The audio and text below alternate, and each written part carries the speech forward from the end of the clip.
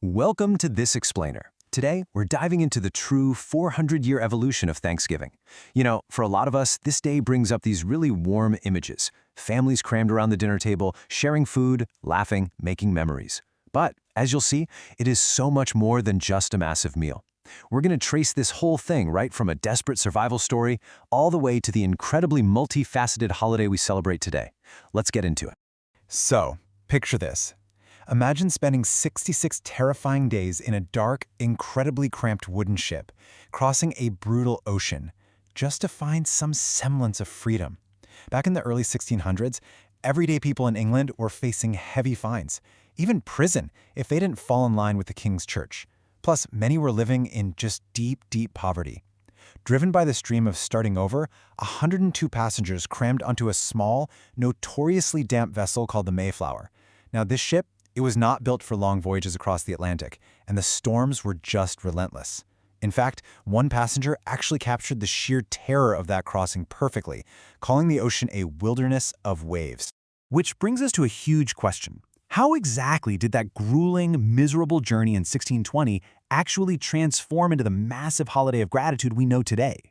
It's a pretty wild pivot, right? Going from sheer desperation to a national celebration.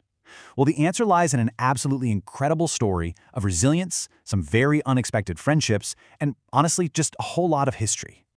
Section 1. Journey to the New World. The Mayflower Voyage. So when these exhausted passengers finally made land in North America in November, winter was already there waiting for them. The cold was literally biting, the winds were completely unforgiving, and think about it, they had no houses, no farms, and barely any tools to work with. During that brutally difficult first winter, almost half of those 102 Mayflower passengers passed away from hunger, illness, and freezing temperatures. If you read the survivors' journals, they describe these incredibly long nights filled with nothing but prayer, asking for just basic safety and a little bit of warmth. They were at their absolute breaking point. Moving on to Section 2. Survival and the First Feast. Meeting the Wampanoag. Okay, so their hope miraculously comes back when they encounter the Wampanoag people, who, keep in mind, had already been living on this land for thousands of years. Their leader, Chief Massasoit, approached them with a vision for peace. But a real game-changer here was a man named Squanto. Squanto was a Wampanoag man whose own life had been marked by incredible hardship, yet he used his expertise to help these completely lost newcomers. And get this, he actually spoke English because he had spent time in Europe. He taught the pilgrims specific, literal life-saving steps. He showed them how to plant corn, how to use fish as fertilizer because the soil was so unfamiliar to them, how to spot edible native plants, and how to fish the local rivers. His guidance literally turned their entire situation around and pulled them right back from the brink. Thanks to this absolutely remarkable partnership, by the autumn of 1621, the Pilgrims finally found some stability.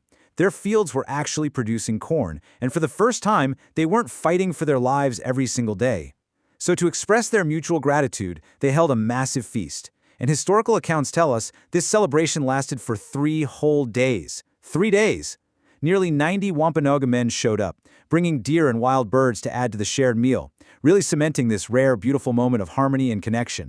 Now, looking at this, you can really see the wild contrast between that historic gathering and what we all do today. At the 1621 feast, there were no fancy ovens or pre-made pie crusts. They ate deer, fish, corn, beans, and squash, and it was all prepared really simply over open fires. Families were sharing pots and pans, completely blending European cooking with Native American methods. I mean, it's a stark comparison to the oven-roasted turkey, fluffy stuffing, and super sweet pumpkin pies we picture now, right? But the core action, gathering side by side, connected by gratitude instead of fear, that remains exactly the same. Section 3. Becoming a national tradition. Unifying the nation. So for a really long time, there actually wasn't a single Thanksgiving day. It was completely random, depending entirely on what state you happened to live in.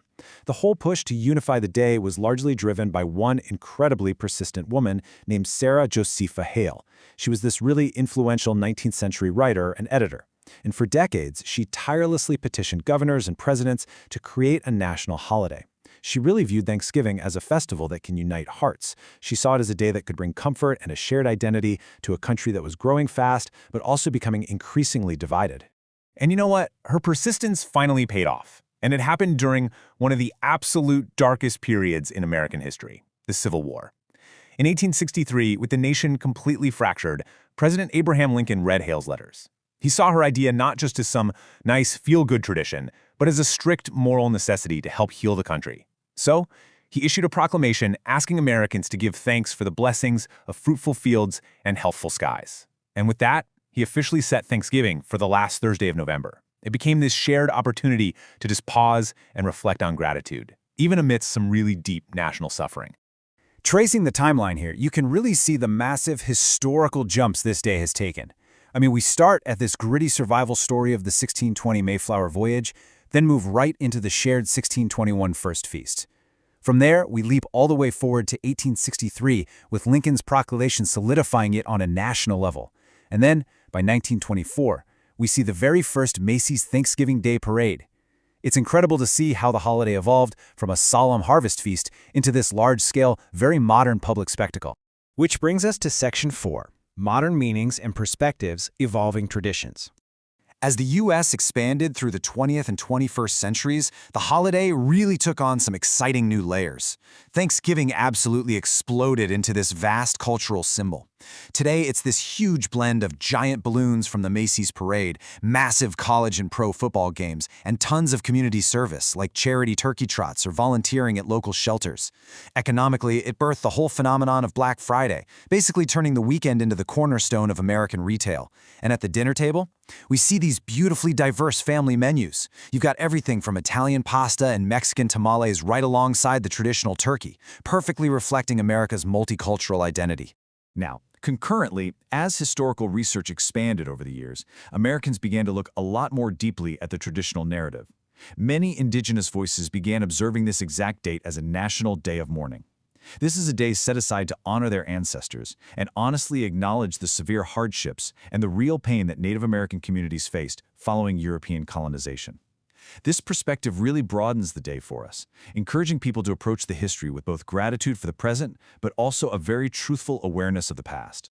But despite all these complex, constantly evolving, and sometimes painful viewpoints, the heart of the holiday remains remarkably resilient. In our fast-paced world that is just filled with constant noise, the enduring core of Thanksgiving is that fundamental human need to pause, reflect, and just appreciate life's blessings. It's that rare, built-in reminder to slow down, travel across the country if we have to, and genuinely connect with the loved ones who make our lives meaningful. As we wrap up this explainer, I really want to leave you with this final thought. We've just traced how dramatically this day has shifted. I mean, going from a desperate winter survival camp in 1621 to a Civil War unifier to a modern weekend packed with football, shopping, and multicultural feasts. Knowing all of that, how might our descendants celebrate gratitude 4 centuries from now? The traditions will undoubtedly change, but the basic human need to give thanks, that's forever. Thank you so much for joining me today, and keep exploring.